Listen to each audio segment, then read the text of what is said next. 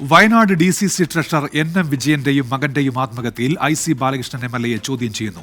Kalpetta Puthurvayal AR ക്യാമ്പിലാണ് ചോദ്യം ചെയ്യൽ. നിയമപരമായി നേരിടുമെന്ന് IC ബാലകൃഷ്ണൻ വ്യക്തമാക്കി.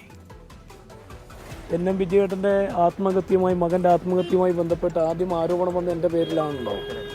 ഞാനത് വളരെ വ്യക്തമായി ഏത് അന്വേഷണത്തിനും നേരിടാമെന്ന് തീരുമാനമെടുത്ത് ഏറ്റവും ആദ്യം ഞാനാണ് SP-ക്ക് പരാതി കൊടുത്തിട്ടുള്ളത്.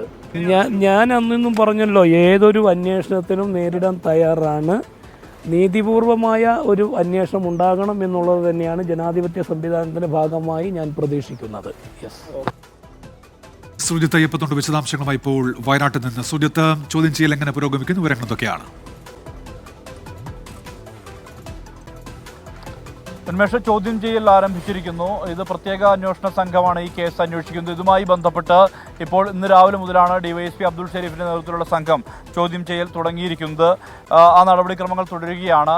ഇന്ന് വൈകിട്ട് ചോദ്യം ചെയ്യൽ തുടരും. മാത്രമല്ല 3 ദിവസമാണ് ചോദ്യം ചെയ്യുന്നതിനുള്ള സമയം. അതായത് 3-ാം ദിവസം ഈ അറസ്റ്റ് രേഖപ്പെടുത്തുന്ന നടപടിയിലേക്ക് കടക്കുമെന്നുള്ളതാണ് നമുക്ക് ലഭ്യമാകുന്ന വിവരം. അങ്ങനെ തന്നെ ആണ് ഈ DCC പ്രസിഡന്റ് ND അപ്പച്ചൻ്റെ കാര്യത്തിലും മുൻ കോൺഗ്രസ് നേതാവായിട്ടുള്ള KK ഗോപിനാഥിൻ്റെ കാര്യത്തിലും ഉണ്ടായിരുന്നത്. കഴിഞ്ഞ ദിവസമാണ് അവരുടെ അറസ്റ്റ് രേഖപ്പെടുത്തിയത്. ആത്മഹത്യാ പ്രേരണ കുറ്റമാണ് ഇവർക്കെതിരെ ചുമത്തിയിരിക്കുന്നത്. IC ബാലകൃഷ്ണൻ MLA-ക്കെതിരെയും ആത്മഹത്യാ പ്രേരണ കുറ്റമാണ് ചുമത്തിയിരിക്കുന്നത്. ഇദ്ദേഹത്തിനെതിരെ നേരത്തെ കൽപ്പറ്റ സെഷൻസ് കോടതി മുൻകൂർ ജാമ്യാപേക്ഷ പരിഗണിച്ച് ആ മുൻകൂർ ജാമ്യാപേക്ഷ അംഗീകരിച്ചിരുന്നു. സാങ്കേതിക നടപടിക്രമം മാത്രമാകും, അറസ്റ്റ് രേഖപ്പെടുത്തിയ ശേഷം വിട്ടയക്കും, ഏത് അന്വേഷണവും നേരിടാൻ താൻ തയ്യാറാണ് എന്നുള്ള തരത്തിലുള്ള നിലപാടാണ് IC ബാലകൃഷ്ണൻ ചോദ്യം ചെയ്യലിന് തൊട്ടു മുമ്പായി പങ്കുവച്ചത്. മാത്രമല്ല ഇതിനകത്ത് ആദ്യം ഈ മരണവുമായി ബന്ധപ്പെട്ട് കൃത്യമായ രീതിയിലുള്ള അന്വേഷണം വേണം എന്നുള്ള ആവശ്യം ഉന്നയിച്ചത് താനാണ്. ഇതുമായി ബന്ധപ്പെട്ട് SP-ക്ക് പരാതി നൽകിയിരുന്നു.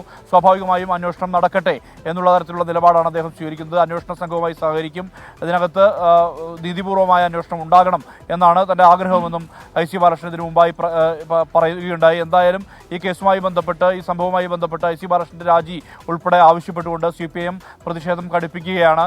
മനുഷ്യച്ചങ്ങല അടക്കമുള്ള സമരമാണ് നടക്കുന്നത്. മാത്രമല്ല വാഹന പ്രചരണ ജാഥ 3 ഏരിയകൾക്ക് കീഴിലായി നടക്കുന്നുണ്ട്. അത്തരത്തിൽ വലിയ രീതിയിലുള്ള രാഷ്ട്രീയ ക്യാമ്പയിൻ CPIM ഈ വിഷയത്തിൽ ഉയർത്തിക്കൊണ്ടുവരുന്ന ഒരു സാഹചര്യം കൂടിയുണ്ട്. ഉന്മേഷ്, ശരി. സുജിത്ത് അയ്യപ്പത്താണ് വിവരങ്ങൾ നൽകിയത്. IC ബാലകൃഷ്ണൻ MLA ഇപ്പോൾ ചോദ്യം ചെയ്യുകയാണ്.